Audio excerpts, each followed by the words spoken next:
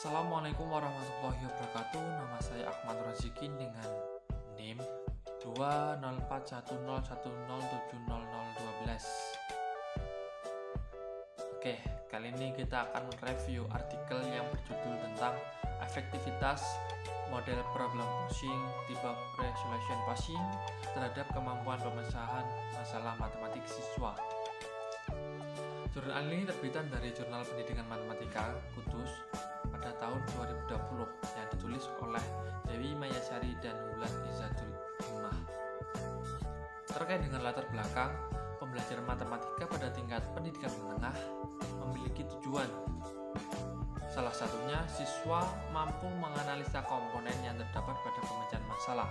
Komponennya meliputi dalam kemampuan memahami masalah, setelah itu membangun model matematika, menyelesaikan model matematika, dan menafsirkan solusi yang diperoleh, termasuk memecahkan masalah dalam kehidupan sehari-hari. Artikel ini menggunakan metode kuantitatif jenis kuasi eksperimental dengan desain protest post-test control group design, melibatkan sebanyak 256 peserta didik pada kelas 7 di salah satu sekolah di Salatiga tahun ajaran 2018-2019 yang terdiri dari 8 kelas. Pengambilan sampelnya menggunakan teknik cluster random sampling dan terpilih 32 siswa kelas 7E sebagai kelompok eksperimen dan 32 siswa kelas 7H sebagai kelompok kontrol. Kelompok eksperimen mendapatkan pembelajaran dengan menerapkan model problem posing tipe resolution posing, sedangkan kelompok kontrol mendapatkan pembelajaran konvensional atau ceramah. Kemudian, dalam tahapan pengumpulan data diberikan 4 soal uraian. Sebelumnya, soal tersebut telah diuji validitasnya melalui express judgment. Lalu, soal tersebut diujikan pada peserta didik. Dari hasil uji coba soal, kemudian dihitung validitas empirisnya dengan menggunakan present product moment.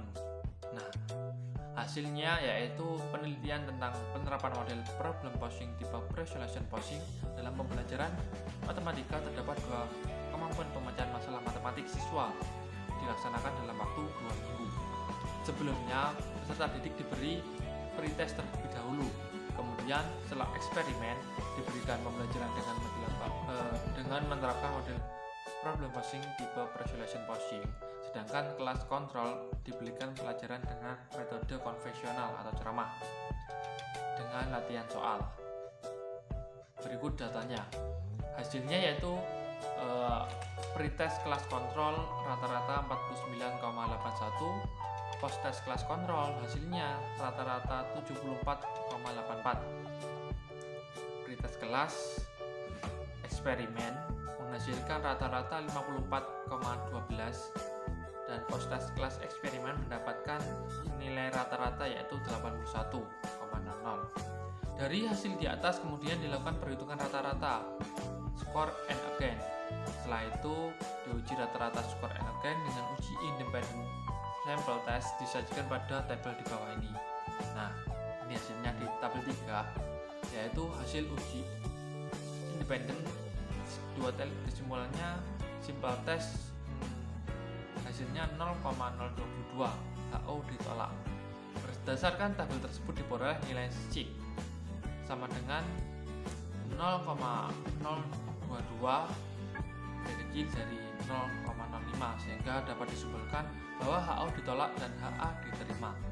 Artinya, terdapat perbedaan rata-rata skor and again antara kelas eksperimen dan kelas kontrol dengan rata-rata di mana skor and again pada kelas eksperimen lebih tinggi daripada kelas kontrol, sehingga dapat disimpulkan bahwa penerapan model pembelajaran problem posing tipe resolution posing lebih efektif dibandingkan dengan pembelajaran konvensional. Kesimpulannya, dari hasil penilaian tersebut menunjukkan adanya perbedaan rata-rata skor and again siswa yang mendapatkan pembelajaran dengan model problem posing tipe resolution posing rata-ratanya lebih tinggi daripada siswa yang mendapatkan pembelajaran secara konvensional. Jadi, dapat kita simpulkan bahwa penerapan model problem posing tipe pre-solution posing lebih efektif terhadap kemampuan pemecahan masalah matematik siswa dibanding dengan siswa yang mendapatkan penerapan pembelajaran secara konvensional. Oke, mungkin cukup itu saya akhiri. Assalamualaikum warahmatullahi wabarakatuh.